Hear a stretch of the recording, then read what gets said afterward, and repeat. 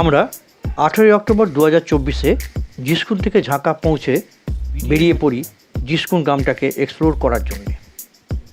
আমরা পৌঁছাই ধারা গ্রামে।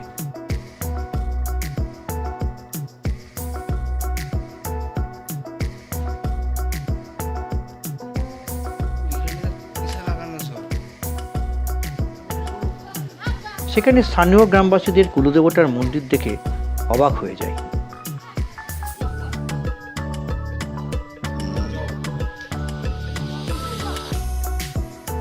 কি সুন্দর এর কারুকার্য, পুরোটাই কাঠের তৈরি।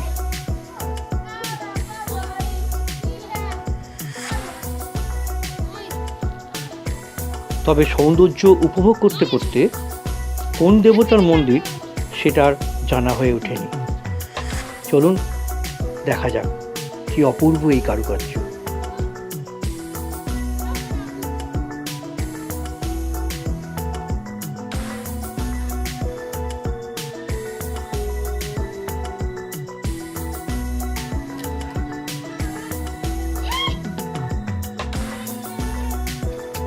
গুড মর্নিং ঝাঁকা।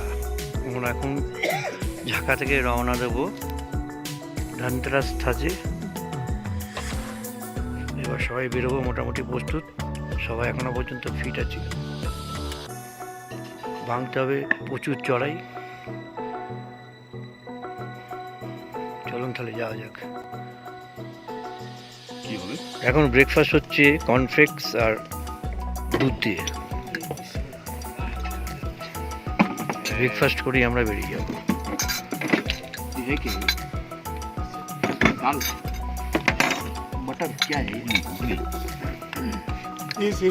সঙ্গে একটু ঘুগনি টাইপের কিছু রয়েছে।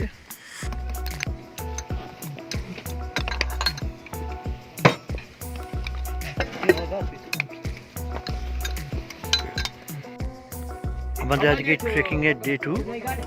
আমরা এবার বেরোবো সবাই মিলে। এই আমাদের গ্রুপ।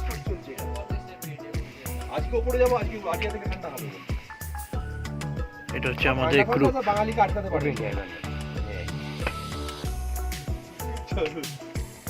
তোমরা সাবধানে থেকো, দুটো বাড়িতে একটু কোলাবোরেট করো, কথাবার্তা বলো। হ্যাঁ, এই চড়াই ভেঙে আমরা এলাম।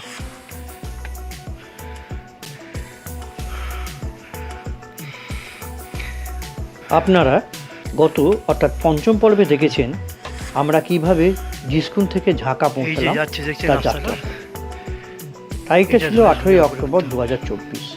আজ 19 অক্টোবর 2024-এ ষষ্ঠ পর্বে আপনারা দেখতে চলেছেন ঝাঁকা থেকে প্রায় 11 কিমি, কেউ কেউ এটাকে 10 কিমিও বলে, কিন্তু গুগল বাবাজি বলছেন ঝাঁকা থেকে সারওয়াস থাজ 8 কিমি এবং সারওয়াস থাজ থেকে ধনতেরাস থাজ 8 কিমি। তাহলে গুগল বাবাজির দূরত্ব বলছে 16 কিমি। যাক, কিলোমিটার নিয়ে মাথা না ঘামানোই ভালো, কারণ পাহাড়ের কিলোমিটারের পরিমাপ ঠিক হয় না বলেই আমার মনে হয়। তবে যাই হোক, পথ অতিক্রম করতেই হবে, তাই এত সাত পাঁচ না ভেবে চলুন যাত্রা শুরু করা যাক। আজ আমরা যাব ধনতেরাস থাজ। এখন ঘড়িতে ঠিক সকাল 8টা বাজে। মোটামুটি আমাদের ধনতেরাস থাজে পৌঁছতে কম বেশি 9 থেকে 10 ঘন্টা মতো লাগবে। চলুন উত্তরাই পথ তবে বেরিয়ে পড়ি। কিছুটা উত্তরাই হওয়ার পরে আবার পুরোটাই চড়াই। চলুন দেখা যাক কি আছে।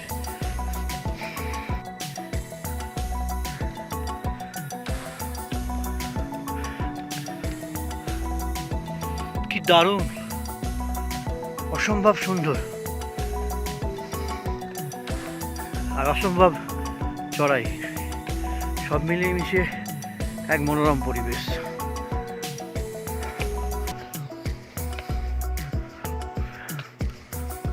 এটা এখন আমরা উত্তরায়ের দিকে নামছি।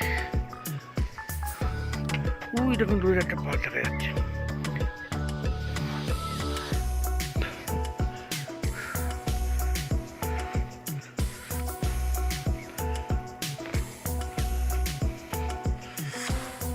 এই দিক দিয়ে আমরা এলাম।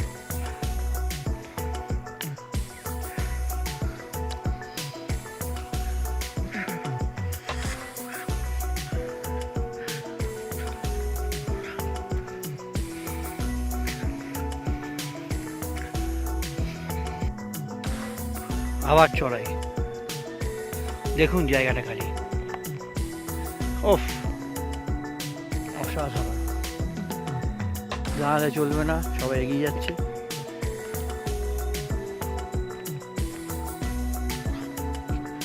সেই চড়াই,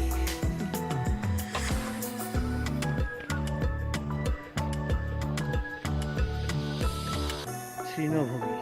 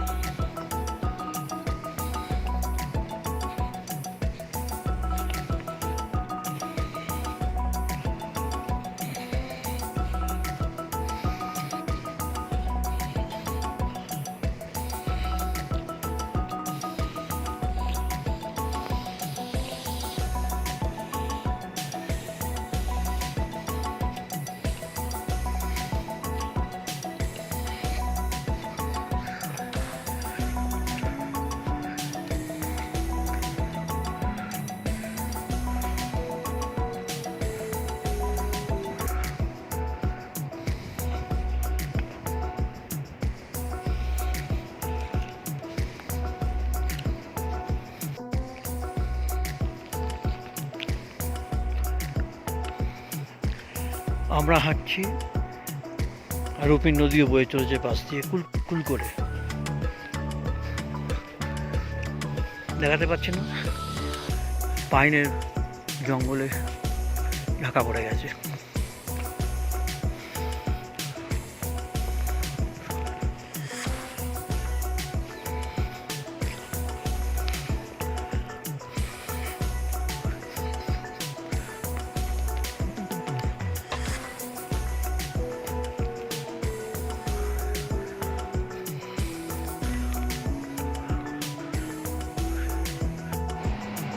আমরা ট্রেক করতে করতে রূপিন নদীর ধারে চলে এসেছি।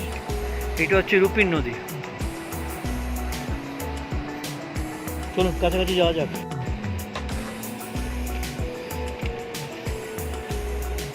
এখান থেকে আমাদের নামতে হচ্ছে।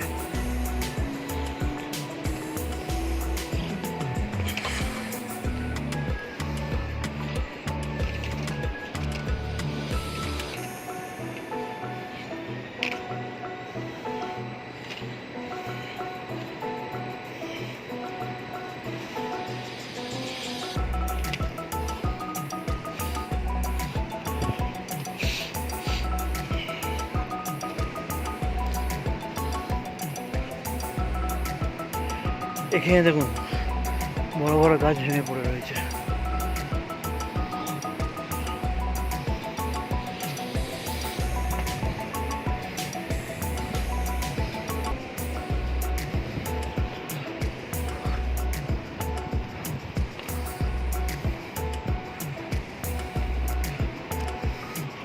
কি অপরূপ দৃশ্য!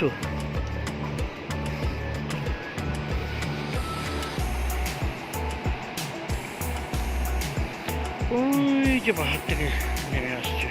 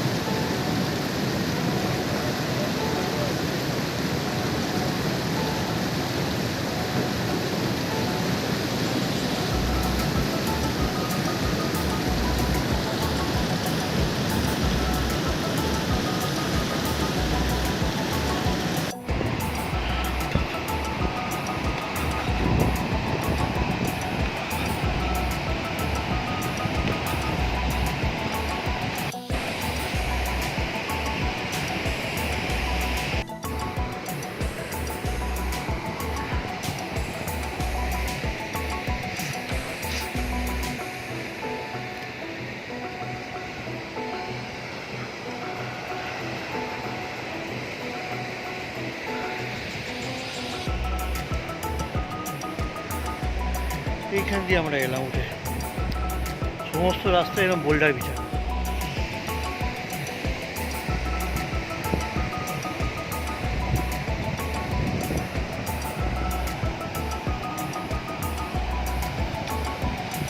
রুপিন নদী,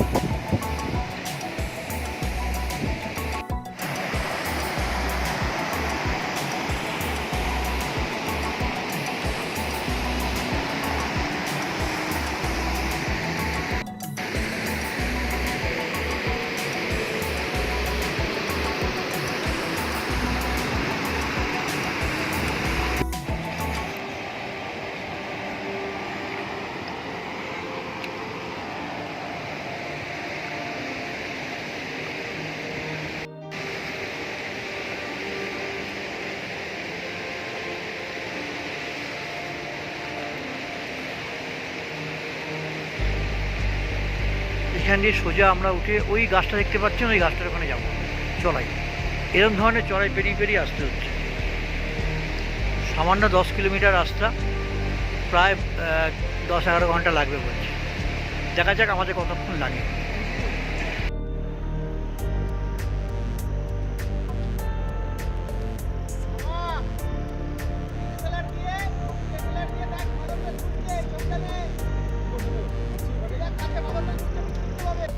এই হচ্ছে রুপিন পাসের রাস্তা, দেখুন কি ভয়ানক।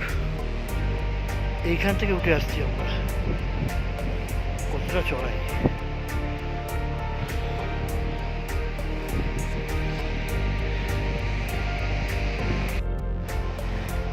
এই চড়াইটা পেরিয়ে আমরা এদিক দিয়ে উঠে আবার এই চড়াইটা নেব। খালি চড়াই আর চড়াই। চলুন দেখা যাক কত চড়াই আছে। এই চড়াই দেখুন কিরকম চড়াই, জান কয়লা।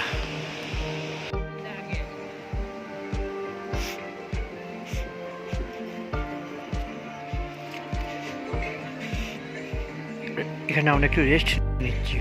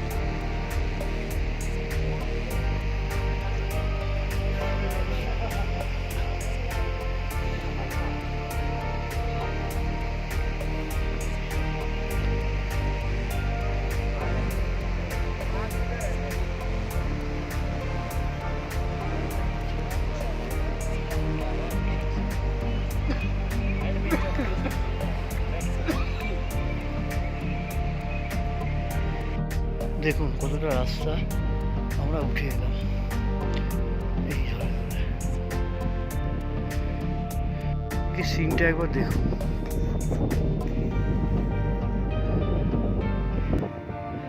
ওহ,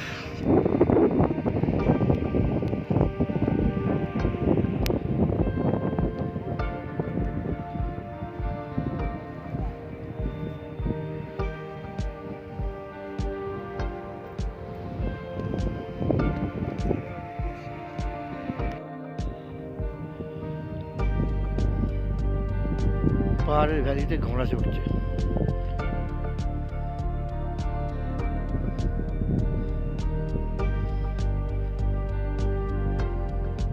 প্রায় 10 ঘন্টা জার্নি করে আমরা অবশেষে পৌঁছে গেছি ধনতেরাস থাচ বা লোয়ার ওয়াটারফলসে। আপনারা এখন দেখছেন ধনতেরাস থাচ বা লোয়ার ওয়াটারফলস। অ্যাকচুয়ালি সরওয়াস থাচে আমাদের ক্যাম্প করার কথা ছিল, কিন্তু সরকার থেকে পারমিশন না মেলায় আমাদের সরওয়াস থাচের ক্যাম্প ক্যান্সেল করে আমাদের ডাইরেক্ট ধানতেরাস টাচে আমাদের পৌঁছে যেতে হয়, যার ফলে আমাদের একেবারে 8,700 ঝাঁকার উচ্চতা ছিল, সেখান থেকে ধানতেরাস টাচের উচ্চতা 11,700, ডাইরেক্ট 3,000 ফুট আমাদের একদিনে কমপ্লিট করতে হয়।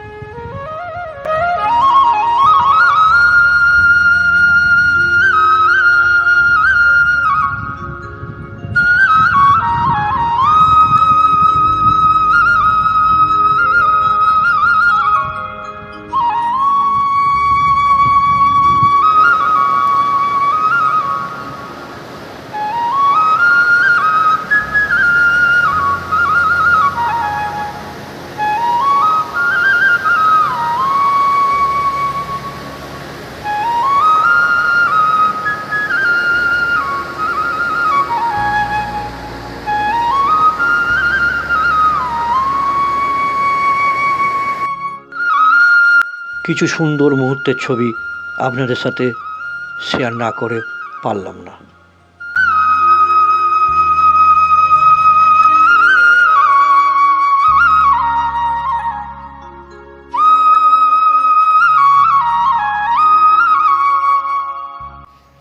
আমরা এখন আমাদের টেন্টে বসে খাচ্ছি। এটা হচ্ছে আমাদের টেন্ট।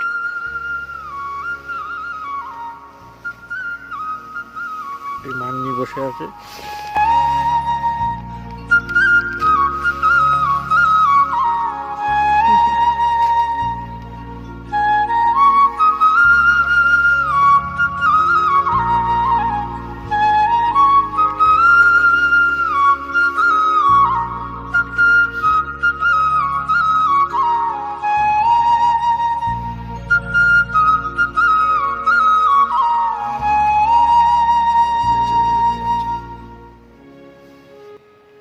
আমরা এখন সব টেন্টে বসে আছি, প্রচণ্ড ঠান্ডা। লোয়ার ওয়াটারফলস বসে আছি, কালকে আপার ওয়াটারফলসে যাব।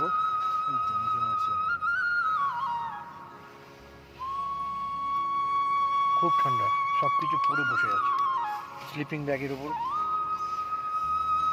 স্লিপিং ব্যাগের ভেতরে মানি ঢুকে পড়েছে অলরেডি, আমিও ঢুকবো একটু পরে। Bye and good night. দেখা হচ্ছে আগামী পর্বে।